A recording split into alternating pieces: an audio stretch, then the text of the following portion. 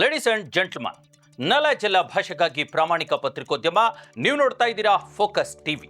ಪ್ರಚಲಿತ ವಿದ್ಯಮಾನಗಳ ಅದರ ಒಳ ಹೊರಗಿನ ಒಳನೋಟಗಳನ್ನು ನಿಮ್ಮೆದುರು ತೆರೆದಿಡುವ ವಿವರಣಾತ್ಮಕ ಕಾರ್ಯಕ್ರಮವೇ ಎಕ್ಸ್ಪ್ಲೈನರ್. ನಾನು ಹಬೀಬ್ ದಂಡಿ. ಎಸ್ ವೀಕ್ಷಕರೇ, ಇವತ್ತು ಒಂದು ರೀತಿಯ ದೊಡ್ಡ ಮಟ್ಟದ ಕಂದಕ, ಒಂದು ರೀತಿಯ ಅಂಧಕಾರ ಅಥವಾ ಒಂದು ರೀತಿಯ ತಟಸ್ಥ ಮನಸ್ಥಿತಿ ಇವತ್ತು ರಾಜ್ಯ ರಾಜಕಾರಣದಲ್ಲಿ ನಿರ್ಮಾಣವಾಗಿ ಬಿಟ್ಟಿದೆ ಅನ್ನುವಂಥದ್ದು.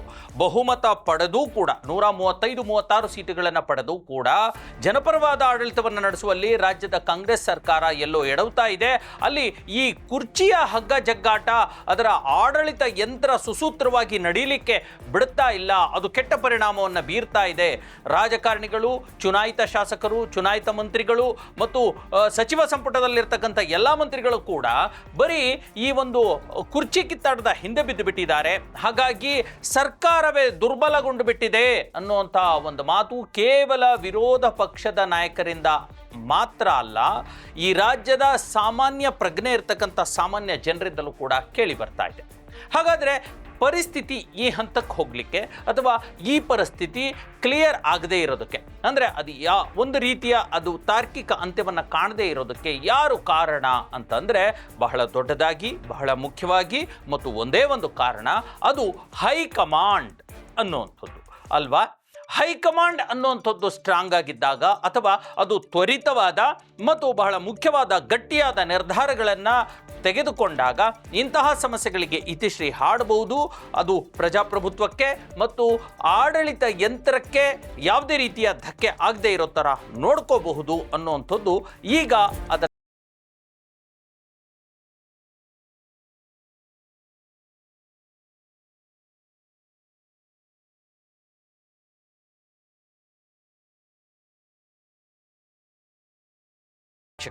ಕಳೆದ ಕೆಲವು ದಿನಗಳಿಂದ ರಾಜ್ಯ ಸರ್ಕಾರದ ಮುಖ್ಯಮಂತ್ರಿಗಳು, ಉಪಮುಖ್ಯಮಂತ್ರಿಗಳು, ರಾಜಕಾರಣಿಗಳು, ಮಂತ್ರಿಗಳು ಹೇಳುವಂಥ ಮಾತುಗಳನ್ನು ಕೇಳಿದರೆ ಒಂದು ರೀತಿಯ ಆಶ್ಚರ್ಯ ಉಂಟಾಗುತ್ತೆ. ಸ್ವತಃ DCM ಆಗಿರ್ತಕ್ಕಂಥ DK ಶಿವಕುಮಾರ್ ಒಂದು ಮಾತನ್ನು ಹೇಳ್ತಾರೆ, ನಾನುಂಟು, ಹೈಕಮಾಂಡ್ ಉಂಟು, ನಾವು ನಮ್ಮ ನಡುವೆ ಏನು ಮಾತುಕತೆ ಆಗಬೇಕು ಅದಾಗತ್ತೆ ಅನ್ನುವಂಥದ್ದು. ಈ ಕಡೆ ಸಿದ್ದರಾಮಯ್ಯ ಹೇಳ್ತಾರೆ, ಮುಖ್ಯಮಂತ್ರಿ ಸಿದ್ದರಾಮಯ್ಯ, ಹೈಕಮಾಂಡ್ ಹೇಳಿದ ಹಾಗೆ ನಾನು ಕೇಳ್ತೀನಿ ಅನ್ನುವಂಥ ಮಾತನ್ನು ಸಿದ್ದರಾಮಯ್ಯ ಹೇಳ್ತಾರೆ. ಇದ್ರ ಜೊತೆಗೆ ಏನೇ ತೀರ್ಮಾನ ಮಾಡೋದಿದ್ರೂ ಕೂಡ ಅದು ಹೈಕಮಾಂಡ್ ಮಾಡುತ್ತೆ ಅನ್ನುವಂಥ ಮಾತನ್ನು ಸ್ವತಃ ಹೈಕಮಾಂಡ್ ಕೂಡ ಆಗಿರ್ತಕ್ಕಂಥ AICC ಅಧ್ಯಕ್ಷರೂ ಆಗಿರ್ತಕ್ಕಂಥ, ರಾಷ್ಟ್ರೀಯ ಅಧ್ಯಕ್ಷರಾಗಿರ್ತಕ್ಕಂಥ ಮಲ್ಲಿಕಾರ್ಜುನ ಖರ್ಗೆ ಅವರೇ ಹೇಳ್ತಾರೆ. ಇಲ್ಲಿ ಒಂದು ಮಾತು ಅಥವಾ ಒಂದು ಅನುಮಾನ ನಮ್ಮೆಲ್ಲರಿಗೂ ಹುಟ್ಟುವಂಥದ್ದು, ನಾವೆಲ್ಲ ಸಾರ್ವಜನಿಕರಿದ್ದೀವಲ್ಲ, ನಾವೆಲ್ಲ ಮತದಾರರಿದ್ದೀವಲ್ಲ, ಈ ದೇಶದ, ಈ ರಾಜ್ಯದ ಪ್ರಜೆಗಳಿದ್ದೀವಲ್ಲ, ನಾವು ಯಾರಿಗೆ ವೋಟ್ ಹಾಕಿ ಗೆಲ್ಲಿಸಿದ್ದೀವಿ ಅನ್ನುವಂಥದ್ದು. ಈ ದೇಶದ, ಈ ರಾಜ್ಯದ ಸಂವಿಧಾನಕ್ಕೆ ಅನುಗುಣವಾಗಿ ನಾವು ಶಾಸಕರನ್ನ ಗೆಲ್ಲಿಸಿದ್ದೀವೋ ಅಥವಾ ಈ ಹೈಕಮಾಂಡನ್ನು ಗೆಲ್ಲಿಸಿಬಿಟ್ಟಿದ್ದೀವೋ? ಈ ಹೈಕಮಾಂಡ್ ನಮ್ಮ ಜುಟ್ಟನ್ನು ಹಿಡಿದು ಅಲ್ಲಾಡಿಸ್ತಿದೆಯಾ? ಯಾಕೆ ಹೀಗಾಗ್ತಾ ಇದೆ ಅನ್ನುವಂಥ ಪ್ರಶ್ನೆ ಹುಟ್ಟೋ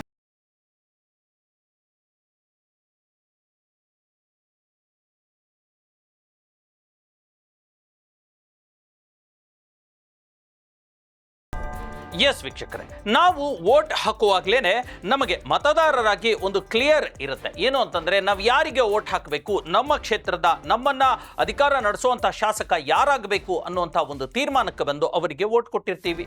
ಈಗ ಇವರನ್ನೆಲ್ಲ ಶಾಸಕರನ್ನ ಗೆಲ್ಲಿಸಿದ ಮೇಲೆ ಈ ಶಾಸಕರ ಜುಟ್ಟನ್ನೆಲ್ಲ ಹೈಕಮಾಂಡ್ ಹಿಡ್ಕೊಂಡು ಕೂತಿರುವಾಗ ಪ್ರಜಾಪ್ರಭುತ್ವದಲ್ಲಿ ಪ್ರಜೆಗಳೇ ಪ್ರಭುಗಳು ಆಗಿರ್ತಕ್ಕಂಥ ನಮಗೆ ಎಲ್ಲಿದೆ ಆದ್ಯತೆ?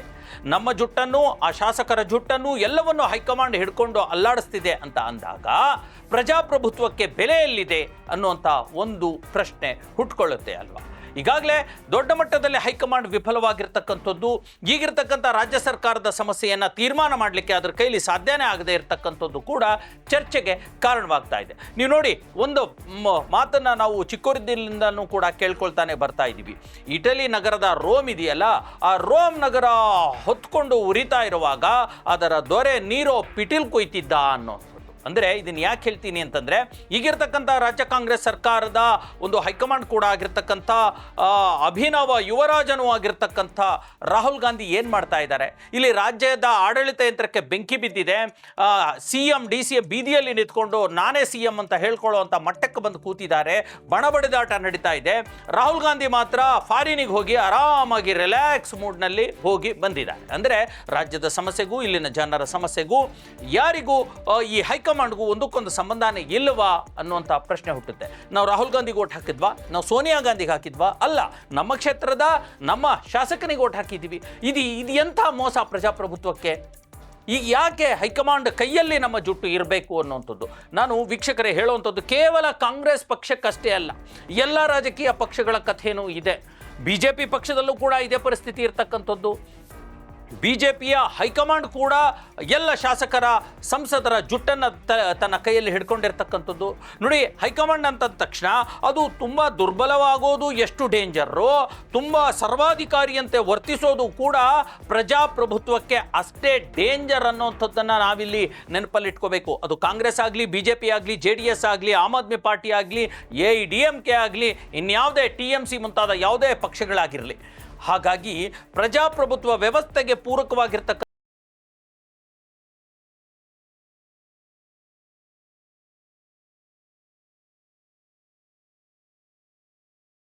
ನೋಡಿ, ಈ ರಾಜ್ಯದ ಸಮಸ್ಯೆ ಏನಿದೆ, ಹಗ್ಗ ಜಗ್ಗಾಟ, ಅಧಿಕಾರ ಹಸ್ತಾಂತರದ್ದು ಕಳೆದ ಹಲವು ತಿಂಗಳುಗಳಿಂದ, ಹಲವು ವಾರಗಳಿಂದ ನಡೀತಾನೆ ಬರ್ತಾ ಇದೆ. ಆದರೆ ಇಲ್ಲಿರ್ತಕ್ಕಂಥ ಕೆಲವು ಪ್ರಜ್ಞಾವಂತ ರಾಜಕಾರಣಿಗಳಿದ್ದಾರೆ. ಹೈಕಮಾಂಡ್ ಈ ಸಮಸ್ಯೆನ ಆದಷ್ಟು ಬೇಗ ಸಾಲ್ವ್ ಮಾಡಲಿ ಅನ್ನೋಂಥ ಮಾತನ್ನು ಹೇಳ್ತಾನೆ ಬರ್ತಾ ಇದ್ದಾರೆ. ಅದರಲ್ಲೂ ಪ್ರಮುಖವಾಗಿ ಹರಿಪ್ರಸಾದ್ ಅವರು ಕೂಡ ಸಾಕಷ್ಟು ಬಾರಿ ಹೈಕಮಾಂಡ್ ಮಧ್ಯಪ್ರವೇಶಿಸಿ ಸಾಲ್ವ್ ಮಾಡಲಿ ಅಂತ ಹೇಳಿದ್ದಾರೆ. ಗೃಹ ಸಚಿವರಾಗಿರ್ತಕ್ಕಂಥ ಡಾಕ್ಟರ್ G. ಪರಮೇಶ್ವರ್ ಕೂಡ ಹೇಳ್ತಿದ್ದಾರೆ, ಕೇಳೋದು ಅವ್ರವ್ರ ಇಷ್ಟ, ಎಲ್ಲರೂ ಕೇಳಲಿ, ಮುಖ್ಯಮಂತ್ರಿ ಆಗಲಿ ಅಂತ. ಆದರೆ ಹೈಕಮಾಂಡ್ ಇದನ್ನು ಬಗೆಹರಿಸಬೇಕು ಅಂತಂದೇಳಿ ಮುನಿಯಪ್ಪನವರು ಹೇಳಿದ್ದಾರೆ, ಸತೀಶ್ ಜಾರಕಿಹೊಳಿ ಹೇಳಿದ್ದಾರೆ. ಇವರೆಲ್ಲರ ಹೇಳ್ತಾ ಇದ್ರೂ ಕೂಡ ಯಾಕೆ ಕಾಂಗ್ರೆಸ್ ಹೈಕಮಾಂಡ್ ಒಂದು ಸ್ಪಷ್ಟವಾದ ತೀರ್ಮಾನವನ್ನು ತೆಗೆದುಕೊಳ್ಳಕ್ಕೆ ಆಗ್ತಾ ಇಲ್ಲ ಅನ್ನುವಂಥದ್ದು. ಸ್ವತಃ AICC ಮುಖ್ಯಸ್ಥ ಮಲ್ಲಿಕಾರ್ಜುನ ಖರ್ಗೆ ಬೆಂಗಳೂರಿಗೆ ಬಂದು 4 ದಿನ ಠಿಕಾಣಿ ಹೂಡಿ ಹೋದರೂ ಕೂಡ ಸಿದ್ದರಾಮಯ್ಯ ಮತ್ತು DKಶಿ ನಡುವೆ ಯಾವುದೇ ರೀತಿಯ ಒಂದು ಒಪ್ಪಂದಕ್ಕೆ ತರಲಿಕ್ಕೆ ಅವ್ರ ಕೈಲಿ ಆಗಲಿಲ್ಲ ಅನ್ನುವಂಥದ್ದು ಕೂಡ ಅಷ್ಟೇ ವಾಸ್ತವ, ಸತ್ಯವಾಗಿರ್ತಕ್ಕಂಥದ್ದು. ಈಗ ಈ ಪರಿಸ್ಥಿತಿ ಏನಾಗುತ್ತೆ, ಅಧಿಕಾರದ ಮೇಲೆ ತುಂಬ, ಅಂದರೆ ಆಡಳಿತ ಯಂತ್ರದ ಮೇಲೆ ದೊಡ್ಡ ಕೆಟ್ಟ ಪರಿಣಾಮ ಬೀರುತ್ತೆ. ಬೇರೆ ಬೇರೆ ಒಂದು ಕ್ಷೇತ್ರಗಳ, ವಿಧಾನಸಭಾ ಕ್ಷೇತ್ರಗಳ, ಜಿಲ್ಲೆಗಳ, ತಾಲೂಕುಗಳ, ಊರುಗಳಲ್ಲಿ ಸಾಕಷ್ಟು ಸಮಸ್ಯೆಗಳಿದ್ದಾವೆ. ಸಾಲ್ವ್ ಮಾಡೋರು ಯಾರು? ಸರ್ಕಾರವೇ ಈ ರೀತಿ ಒಂದು ರೀತಿ ಕುರ್ಚಿ ಕಿತ್ತಾಟಕ್ಕೆ ಬಿದ್ದಾಗ. ಈಗ ಎಕ್ಸಾಂಪಲ್ ಆಗಿ ನೋಡಿ, ಹೊಳಲ್ಕೆರೆ ಜಿಲ್ಲೆಯ ಭರಮಸಾಗರದಲ್ಲಿ ಇರತಕ್ಕಂಥ APMC ಸಮಸ್ಯೆಯನ್ನು ಬಗೆಹರಿಸೋರು ಯಾರು? ಅದು ದೊಡ್ಡ ಮಟ್ಟದಲ್ಲಿ APMCಯನ್ನು ಕಟ್ಟಿಬಿಟ್ಟಿದ್ದಾರೆ. ಅಲ್ಲಿ ಯಾರು ರೈತರು ಹೋಗಲ್ಲ, ಯಾರು ಅಲ್ಲಿ ವ್ಯಾಪಾರ ಮಾಡಲ್ಲ. ಸರ್ಕಾರದ ಹಣ ಒಂದು ರೀತಿ ವೇಸ್ಟ್ ಆಗ್ತಾ ಇದೆ. ಆದರೆ APMC ಸಚಿವರಾಗಿರ್ತಕ್ಕಂಥ, ಸಕ್ಕರೆ ಸಚಿವರಾಗಿರ್ತಕ್ಕಂಥ ಶಿವಾನಂದ ಪಾಟೀಲ್ ಎಲ್ಲಿದ್ದಾರೆ? ಅವರು ಡೆಲ್ಲಿಲಿದ್ದಾರೆ. ಯಾಕೆ? ಅವರು DKಶಿ ಪರವಾಗೋ ಸಿದ್ದರಾಮಯ್ಯನ ಪರವಾಗೋ ಲಾಬಿ ಮಾಡಬೇಕಾಗಿದೆ, ತಮ್ಮ ಸಚಿವ ಸ್ಥಾನವನ್ನು ಉಳಿಸ್ಕೋಬೇಕಾಗಿದೆ. ಹಾಗಾಗಿ ಇಲ್ಲ, ರೈತರ ಸಹವಾಸನೆ ಬೇಡ, ಕಬ್ಬಿನ ರೈತರ ಸಹವಾಸನೆ ಬೇಡ ಅಂತಂದೇಳಿ ಅವರು ಡೆಲ್ಲಿ ಟೂರ್ ಹೊರಟೇ ಬಿಟ್ರು. ಹೀಗೆ ಆದರೆ, ಅಥವಾ ಇದು ಎಕ್ಸಾಂಪಲ್ ಅಷ್ಟೇ, ಇದೇ ತರಹದ ಸಮಸ್ಯೆ ಹೀಗೆ ಆದರೆ ಯಾರು ರಾಜ್ಯದ ಜನರ ಸಮಸ್ಯೆಯನ್ನು ಕೇಳೋರು? ಭರಮಸಾಗರದಂಥ ಒಂದು ತಾಲ್ಲೂಕು ಮಟ್ಟದ ಒಂದು ದೊಡ್ಡ ಕ್ಷೇತ್ರದ ಪರಿಸ್ಥಿತಿನೇ ಇದಾದರೆ ಅಕ್ಕಪಕ್ಕದ ಹಳ್ಳಿಗಳ ಕಥೆ ಏನು?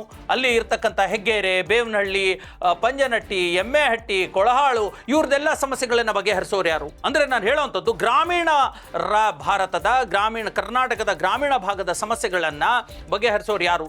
ಯಾವ ಅಧಿಕಾರಿಗಳು ಇವತ್ತು ಮಾತು ಕೇಳ್ತಾ ಇದ್ದಾರೆ? ಯಾವ ಅಧಿಕಾರಿಗಳ ಮೇಲೆ ಹಿಡ್ತಾ ಇದೆ ಈ ರಾಜ್ಯ ಸರ್ಕಾರಕ್ಕೆ, ಈ ಸಚಿವರಿಗೆ, ಇಲ್ಲಿರ್ತಕ್ಕಂಥವರಿಗೆ? ಎಲ್ಲವೂ ಕೂಡ ಅಯೋಮಯವಾಗಿ ಹೋಗ್ಬಿಟ್ಟಿದೆ. ಏನು ಮಾಡಬೇಕು?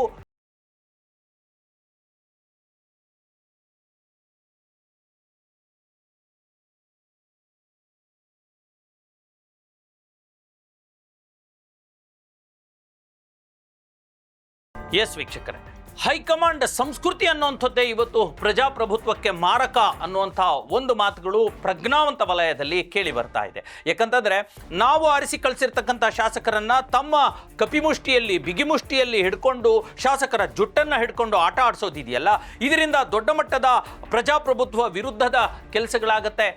ಕುದುರೆ ವ್ಯಾಪಾರ ಆಗುತ್ತೆ. 50 ಕೋಟಿ 40 ಕೋಟಿಗೆ ಒಬ್ಬೊಬ್ಬ MLAನ ಮಾತಾಡಿಸಲಾಗ್ತಾ ಇದೆ, ಮಂತ್ರಿಗಳಿಗೆ 200 ಕೋಟಿ ರೂಪಾಯಿಯನ್ನು ಬೆಲೆ ಕಟ್ಟಲಾಗ್ತಾ ಇದೆ ಅನ್ನೋಂಥ ಒಂದು ಮಾತಿದೆಯಲ್ಲ, ವಿಪಕ್ಷದವರು ಮಾಡ್ತಿದ್ದಾರಲ್ಲ, ಈ ಪರಿಸ್ಥಿತಿ ನಿರ್ಮಾಣವಾಗುತ್ತೆ. ಯಾಕೆ ಹೀಗೆ ಹೈಕಮಾಂಡ್ ಒಂದು ನಮ್ಮನ್ನು ಹೇರಲಾಗ್ತಾ ಇದೆ ಅನ್ನೋಂಥದ್ದು. ಅವರು ಒಂದು ಮಾತು ಹೇಳ್ತಾರೆ. ಕನ್ನಡದ ಖ್ಯಾತ ಪತ್ರಕರ್ತರು ಆಗಿರ್ತಕ್ಕಂಥ ಪಿ ಲಂಕೇಶ್ ಅವರು ತಮ್ಮ 1989 ಏಪ್ರಿಲ್ ತಿಂಗಳ ಟೀಕೆ ಟಿಪ್ಪಣಿಯಲ್ಲಿ ಒಂದು ಮಾತನ್ನು ಹೇಳ್ತಾರೆ ವೀಕ್ಷಕರೇ, ಈ ಹೈಕಮಾಂಡ್ ಸಂಸ್ಕೃತಿಗೆ ಒಂದು ಪೂರಕ ಆಗೋ ಹಾಗೆ ಒಂದು ಮಾತು ಹೇಳ್ತಾರೆ. ಹೈಕಮಾಂಡ್ ಸಂಸ್ಕೃತಿ ಅನ್ನುವಂಥದ್ದು ಪ್ರಜಾಪ್ರಭುತ್ವಕ್ಕೆ ಮಾರಕವಾಗಿರ್ತಕ್ಕಂಥದ್ದು. ಹೈಕಮಾಂಡನ ನಾಯಕರು ನಮ್ಮ ವ್ಯವಸ್ಥೆಯ ಅಘೋಷಿತ ರಾಜರಂತೆ ವರ್ತಿಸ್ತಾರೆ. ಅಲ್ಲದೆ ಅದರಲ್ಲೂ ಬಲಿತ ಹೈಕಮಾಂಡ್ ನಾಯಕರು, ಅರ್ಥ ಮಾಡ್ಕೊಳ್ಳಿ, ಬಲಿತ ಹೈಕಮಾಂಡ್ ನಾಯಕರು ಪ್ರಜಾತಂತ್ರವನ್ನು, ಪ್ರಜಾಪ್ರಭುತ್ವ ವ್ಯವಸ್ಥೆಯನ್ನು ಪರೋಕ್ಷವಾಗಿ ಸಂವಿಧಾನದ ಆಶಯಗಳನ್ನೇ ಮೂಲೆಗುಂಪು ಮಾಡುವ ಕಿರಾತಕರು ಅನ್ನುವಂಥ ಮಾತನ್ನು ಖ್ಯಾತ ಪತ್ರಕರ್ತರಾಗಿದ್ದಂತಹ ಪಿ ಲಂಕೇಶ್ ಅವರು ಹೇಳ್ತಾರೆ. ಅಂದರೆ ಈ ಹೈಕಮಾಂಡ್ ಕೈಯಲ್ಲಿ ನಮ್ಮ ಜುಟ್ಟು, ಶಾಸಕರ ಅಥವಾ ಪ್ರಜೆಗಳ ಮತದಾನದ ಜುಟ್ಟನ್ನು ಕೊಟ್ಟ ಮೇಲೆ ಆಗುವಂಥ ಪ್ರಜಾಪ್ರಭುತ್ವ ವ್ಯವಸ್ಥೆಯ ಅದರ ಮಾರಣ ಹೋಮ ಯಾವ ಥರದ್ದು ಅನ್ನೋಂಥದ್ದು ಲಂಕೇಶ್ ಅವರು ಬಹಳ ಸೂಕ್ಷ್ಮವಾಗಿ ಹೇಳ್ತಾರೆ. ಈಗಲಾದರೂ ನಾವು ಇದನ್ನು ಅರ್ಥ ಮಾಡ್ಕೋಬೇಕಿದೆ. ನಮ್ಮ ಶಾಸಕರು, ಸಚಿವರು ಅಥವಾ ಈ ವ್ಯವಸ್ಥೆಗೆ ಏನಾದರೂ ಒಂದು ಪರ್ಯಾಯ ಒಂದು ಮಾರ್ಗವನ್ನು ಕಂಡುಕೋಬೇಕಾಗಿದೆ ಅನ್ನುವಂಥ ಒಂದು ಕೂಗು ಕೂಡ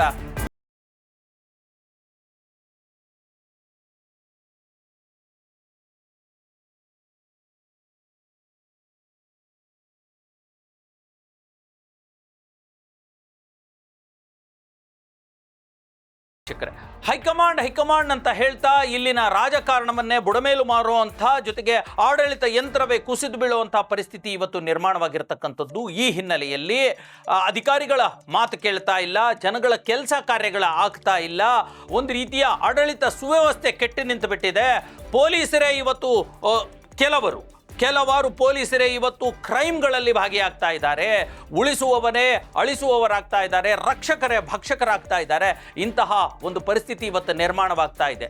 ಇಂತಹಕ್ಕೆಲ್ಲ ಅಂತಿಮ ಬೀಳಿ ಒಂದು ಸ್ಪಷ್ಟ ನಿರ್ಧಾರ ಆದಷ್ಟು ಬೇಗ ಹೈಕಮಾಂಡ್ ತೆಗೆದುಕೊಳ್ಳಿ, ಒಂದು ಸುಸೂತ್ರವಾದ ಆಡಳಿತ ಯಂತ್ರವನ್ನು, ಆಡಳಿತ ಒಂದು ಸರ್ಕಾರವನ್ನು ನಮಗೆ ಕೊಡಲಿ ಅನ್ನೋ ಆಶಯದೊಂದಿಗೆ ಇವತ್ತಿನ ಈ ಎಕ್ಸ್ಪ್ಲೇನರ್ ಕಾರ್ಯಕ್ರಮವನ್ನು ಮುಗಿಸ್ತಾ ಇದ್ದೇನೆ. ಮುಂದಿನ ಮತ್ತೊಂದು ವಿಚಾರದೊಂದಿಗೆ ನಿಮ್ಮ ಎದುರು ಬರ್ತೇನೆ. ಅಲ್ಲಿವರೆಗೂ ನೋಡ್ತಾ ಇರಿ ನೆಲ ಜಲ ಭಾಷೆಗಾಗಿ ಪ್ರಾಮಾಣಿಕ ಪತ್ರಿಕೋದ್ಯಮ, ನಿಮ್ಮ ಫೋಕಸ್ ಟಿವಿ.